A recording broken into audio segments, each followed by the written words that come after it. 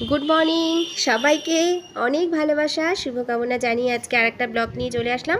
আমি আজকে এসেছি দেখো মার বাড়িতে, সকালবেলায় উঠে বাড়িতে পুজো দিয়ে আর চলে এসেছি মার বাড়ি। আজকে বাড়িতে ইষ্টবৃত্তি জমা পড়ে প্রতি মাসে একবার, তো এই জন্য আজকে একটু বেশি তাড়াতাড়ি চলে এসেছি। আসার পরে দেখো আমি খাচ্ছি, দাঁড়িয়ে দাঁড়িয়ে ভাবছো তো, ওইটা ছোলা আর বাদাম বৌদি আমার হাতে ধরিয়ে দিয়েছে।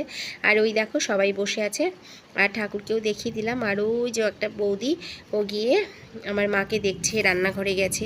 আর এসে জানো তো একটা জিনিসে মন খারাপ হয়ে গেছে, আজকে একটা পাখিকে মেতে, এই পাখিগুলোর মধ্যে জানো তো একটা পাখিকে কিসে যেন একটা ঘাড় মুটকে ভেঙে, মানে মাথাটাকেই পুরো কেটে নিয়ে চলে গেছে। অনেক ছোট ছোট দেখো মুখটা, তাও কি করে কেটেছে, কিসে কেটেছে জানি না। দাদার ছেলেটা খুব বায়না করাতে দাদাকে বলেছিলাম যে কয়েকটা পাখি এনে দে, ও দেখবে, আমারও ভীষণ ভালো লাগে। মা যদিও অনেক বকাবকি করেছিল, কেন একটা সময় দাদার অনেক পাখি ছিল, সব একদিন রাতে কে যেন চুরি করে নিয়ে গেছিলো আমাদের উপরের ঘর থেকে। তারপর থেকে দাদার অনেক মন খারাপ হয়েছিল, সেই জন্য বাড়িতে আর পাখি আসতো না। অনেক মানে মুনিয়া ডালি মানে ককটেল, অনেক ভালো ভালো পাখি ছিল। তো এখন সেরকম না, কয়েকটা পাখি আনা হয়েছে দাদা ছেলেটার জন্য। তারপর দেখো বাড়িতে চলে আসলাম, চলে এসে আজকে আমার ইচ্ছা করছিল একটুখানি ভাঁড়ের মানে মাটির গন্ধওয়ালা যে চা সেটা খাবো। তো একটা ভাঁড় ছিল ঘরে, আমি দই পাতবো বলে এনে রেখেছিলাম, তার মধ্যে একটু চা বসিয়ে দিলাম।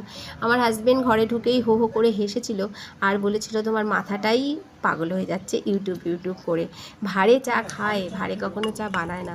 তো আমিও হেসেছিলাম, আমি বললাম তুমি তো খেয়েই দেখো, দেখো ভালোই লাগবে। তো মাটির সেই গন্ধটা কিন্তু পেয়েছিলাম আর ভালো লেগেছিলো চাটা খেতে। আর এই সময়টায় বাজে বেলা 12টা, আর এই সময় একটু আগেই আমার হাজব্যান্ড এসছে, তো আসার পর একটু চা ওকেও দিয়েছিলাম, আমিও একটুখানি খেয়েছিলাম। আর ওর তো কোনো সময় থাকে না ডিউটির, তো ও আসলে এই জন্য একটুখানি চা খায়, চায়ের নেশাটা ওর আছে। আর এই যে দেখো দুটো বিস্কিট দিয়ে আমি ওকে দিয়ে দেবো, আর আমি তো মার বাড়িতে খেয়েছি একটু টিফিন। আর এই যে তারপরে কাপড়টা কেচে আমি দেখো আগেই কেচে নিয়েছিলাম, এবার আমি একটুখানি চাটা খেয়ে নেবো। তো ভালো লেগেছিলো আর অনেক হাসাহাসি হচ্ছিলো বলে আমি আর আমার মুখটা এই সময় তোমাদেরকে দেখাইনি। আর তারপরে চলে এসেছিলাম তাড়াহুড়ো করে রান্না করতে। আর আজকে মুসুরির ডাল আমড়া দিয়ে বানাবো, সেই জন্য তাড়াহুড়ো করে প্রেশার কুকারেই বসিয়ে দিয়েছিলাম। আর আসার সময় আমি সদাই কিনেছিলাম, সেই সদাইগুলোকেও ঢালতে হবে।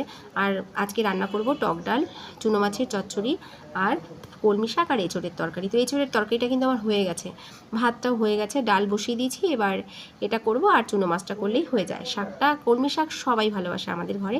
আর আজকে মাছটা করব কিন্তু আমি কাঁচা, ভাজবো না। আমার শাশুড়ি মা এইভাবে রান্না করতো, আর আমার হাজব্যান্ড সব সময় বলে মা যেভাবে রান্না করে সেভাবে করতে পারো না। তো সেই জন্য না মাঝে মাঝে মন খারাপ হয় যে ওদের তো মা নেই, তো ওর মা যেভাবে করে দিত সেভাবেই একটুখানি করে দিই। সেই জন্য একটু কাঁচা মেখে 10 মিনিটের মতন ঢাকা দিয়ে রেখে দেবো, হাত দিয়ে মেখে। সব মশলা দিয়েছিলাম এখানে, সমস্ত মশলা দিয়ে ঢাকা দিয়ে রেখে দেবো 10 মিনিটের মতন। আর আজকে না ভীষণ শ্বশুরমশাইয়ের কথা মনে পড়ছিল, চুনো মাছ হলে আমার শ্বশুরমশাই ভীষণ বাটি করে নিয়ে নিয়ে খেত জানো। আর সেই জন্য মনটা ওনার জন্য খুব খারাপ লাগছিল। আর কিছু কিছু জিনিস জানো তো মনের ফাঁকে উঁকি মারে, কখনোই ভোলা যায় না। তো ভীষণ মনে পড়ে গেছিলো আজকে শ্বশুরমশাইয়ের কথা, মামুনি একটুখানি মাছ দাও না, আমি একটুখানি চাখি, এই কথাটা কানের কাছে যেন বাজছিল। তো যাই হোক, এবার দেখো বসিয়ে দিয়েছি, একটু জল দেওয়া যাবে না মাছটায়, তাহলে কিন্তু একদম ঘাটা ঘাটা হয়ে যাবে।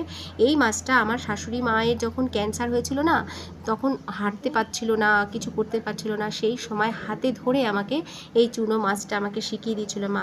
কিছু কিছু রান্না আমাদের বাড়িতে ভীষণ ভালো লাগে, আজকে তোমাদেরকে সবটা দেখাতে পারলাম না, কোনো রকমেই দেখালাম।